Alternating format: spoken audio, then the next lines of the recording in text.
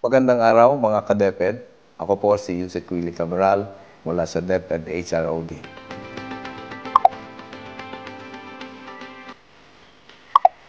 Yusek, ano-ano po ba ang mga kailangang dokumento para sa retitling? May mga pagbabago po ba? Mas simple na rin ngayon ang mga kailangang isubmit para sa retitling. Mula sa 5, ngayon 3 na lamang.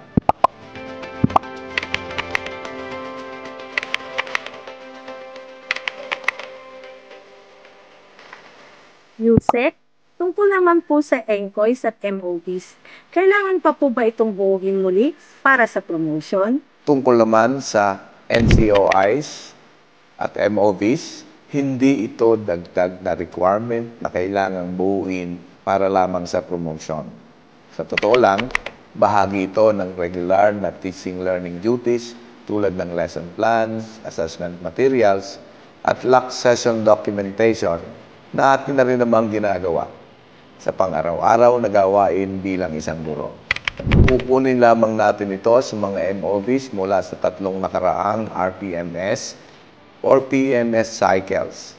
Maaari ring gamitan ng MOVs sa kahit saang indicator mo ito dati isinumite. USEC, para sa mga kasulukuyang principal, kailangan pa rin po ba ng assessment o certificate of rating para sa promotion? Para naman sa lahat ng kasalukuyang school principals, hindi na kailangan kumuha o pumasa sa school health assessment o magsumite ng certificate of rating.